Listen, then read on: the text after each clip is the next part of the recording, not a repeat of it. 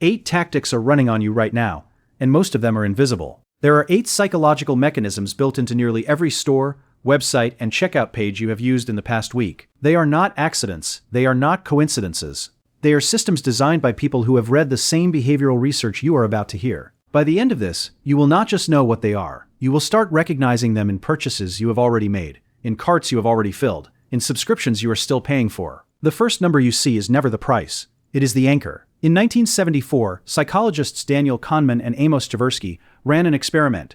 They spun a rigged wheel of fortune in front of participants, then asked them to estimate the percentage of African countries in the United Nations. The people who saw the wheel land on 65 guessed dramatically higher than those who saw it land on 10, even though the wheel had nothing to do with the question. That is anchoring. The first number you encounter distorts every number that follows. Retail has understood this for decades. When a jacket shows a crossed-out price of $200 next to a sale price of $119, the $200 is not there to inform you.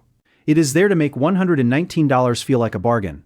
JCPenney learned this the hard way. In 2012, the company eliminated fake sales and coupons, switching to what it called fair and square pricing. Honest prices, no games. According to Harvard Business School, sales dropped 25% in a single year, resulting in a net loss of $985 million. The company brought the old system back. The trick is not the sale. It is the original price, which was never real to begin with. The option you were never meant to choose is the one doing all the work. This is the decoy effect, first documented in consumer research by Joel Huber, John Payne, and Christopher Puto in 1982, and later popularized by Dan Ariely in Predictably Irrational. Ariely found it operating inside The Economist's subscription page. The magazine offered 3 options: online only for $59, print only for $125, and print plus online for $125. Nobody chose print only. It was the same price as print plus online but offered less. That was the point. Without the decoy, most people chose the cheapest option. With it, the majority chose the most expensive one. The middle option exists to make the premium option look rational. Every 3-tier pricing page, from software subscriptions to movie theater popcorn, uses this architecture. The decoy is not a bad deal. It is a tool that steers you toward the deal they wanted you to pick all along. Other people are not recommending the product. They are being used as evidence. Robert Cialdini named this principle social proof in his 1984 book Influence. When we are uncertain, we look at what others are doing and assume they know something we do not. Booking.com has turned this into an interface. On nearly every hotel listing, you will see messages like, 12 people are looking at this right now, or booked 9 times in the last 24 hours. These are not recommendations. They are urgency signals dressed as peer behavior. The Dutch consumer organization Consumentenbond filed a class action lawsuit against Booking.com over these patterns. The trick is that social proof does not tell you the product is good. It tells you that hesitation might cost you, and that is a different message entirely. Scarcity makes you compete with a clock that may not be real. Only 3 left in stock. Amazon displays this on product pages, and a 2019 study published by EESC Business School examined how these low stock warnings function across online retail. The finding is straightforward. Scarcity signals increase urgency and reduce deliberation time. You stop comparing. You stop reading reviews. You start competing against an invisible buyer who may not exist. The number on the screen is not an invitation to purchase. It is a countdown designed to replace your judgment with speed. The box was already checked before you got there. Default bias is the tendency to accept whatever option has been pre-selected for you. The FTC's 2022 report Bringing Dark Patterns to Light documented how companies use pre-checked boxes for add-ons, insurance, and data sharing permissions across e-commerce.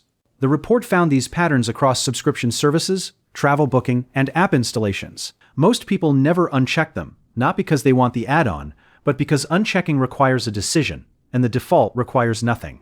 The trick is not that the add-on is hidden, it is that saying yes takes 0 effort and saying no takes 1 extra step. That 1 step is worth billions in annual revenue. You are not buying the item, you are closing a gap. Loss aversion, a cornerstone of Kahneman and Tversky's prospect theory, describes how people feel losses roughly twice as strongly as equivalent gains.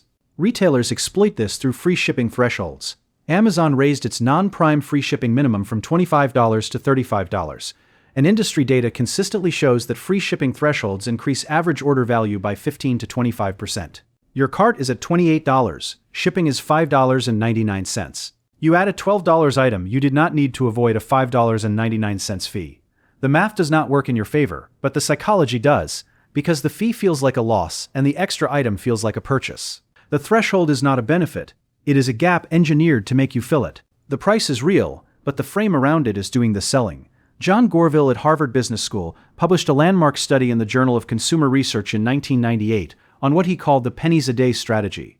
When a cost is reframed from a lump sum to a daily equivalent, people evaluate it differently. A streaming service at $15.99 per month becomes less than 53 cents a day. A gym at $49.99 per month becomes less than the price of a coffee. The annual cost, $192 for the stream, $600 for the gym, disappears from the frame. The number has not changed, the unit has. And that unit is chosen because smaller denominators trigger less resistance. The trick is not the price. It is the ruler they hand you to measure it. The trial is not free. The ownership is the product. The endowment effect, documented extensively in behavioral economics by Richard Thaler, describes how people value things more once they feel ownership over them. Free trials exploit this directly. You sign up for a streaming platform, build a watch list, customize your recommendations, create profiles for your household. After 14 or 30 days, canceling does not feel like declining a purchase. It feels like losing something that already belongs to you. Industry benchmarks reported by UserPilot show that the average SaaS free trial converts roughly 25% of users to paid subscribers. The trial is not a sample. It is an installation of habits and preferences that become expensive to abandon. The product was never what they were giving away. The sense of ownership was. If you want to see how the next industry pulls the same playbook, the channel is built for that. Subscribing means the next breakdown finds you. Every store, every app, every checkout page is a designed environment. None of the 8 mechanisms here are secrets. They are published in peer-reviewed journals, taught in business schools, and implemented by design teams with access to the same research you just heard. The difference between knowing them and not knowing them is the difference between walking through a store and walking through an argument that was built before you arrived. The price tag was never the price. It was the opening line of a negotiation you did not know you were in. What is the last thing you bought that you cannot remember why you wanted?